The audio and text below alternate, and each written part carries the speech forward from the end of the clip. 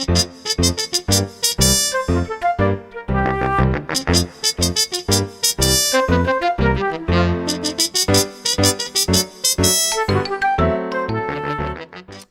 who's back?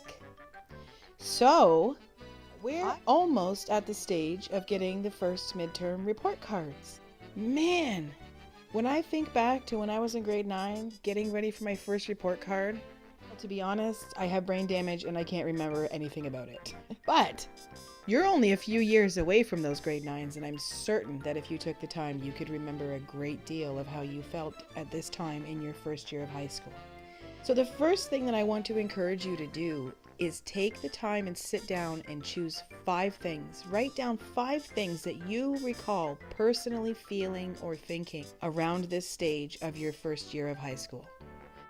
And the reason I'm asking you to do that is because I'm helping you to establish some common ground, to be able to relate to the grade 9s.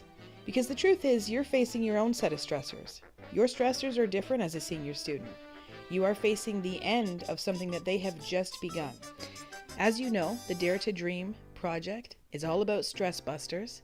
And as a motivational comedian and as a brain injury survivor, I have got to have a list of stress busters that I can use. And so do you. All right.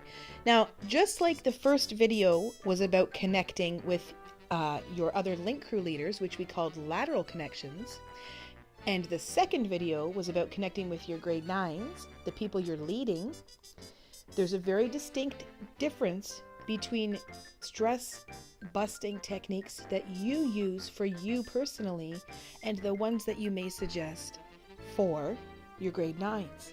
Your job is to help the grade 9s devise their own list of stress busters, just like I'm going to do with you. Now, the way that I'm going to help you design your own list of stress busters is exactly the same way you're going to do it with the grade 9s. So watch and learn. The first thing to do is create your own list of personal coping steps.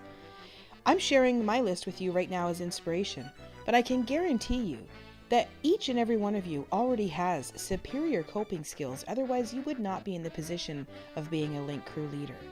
So take the time and sit down and write out a list of things that you do to cope. And by looking at my list, I hope it will prompt you and inspire you to recognize what you're already doing that is successful, because I guarantee it's happening. And the next most important thing to do is make a list of your personal pitfalls. What do you catch yourself doing when you feel like you're under stress or in a rut? Take the time to self-reflect. Make that list. And those are your warning signs. Those are the things that you want to look out for. That puts you in control of the way you handle your stress. And it also equips you to lead others to effectively handle their stress. As you can see, I'm sharing with you my personal list of pitfalls and the things that I have to watch out for. If I catch myself smoking, eating in excess, sleeping all the time, zoning out, not paying attention, laying around, avoiding my responsibilities, or making very rash decisions, those are triggers. Those are things to remind me to say, hey, you've got something going on here that's causing you stress. Let's back it up, go to the other side of the list, and check off the things that will help us to cope. This has been your Mindful Morsel with Melanie Crawford. Thank you so much for your time and for listening. I'll see you again soon.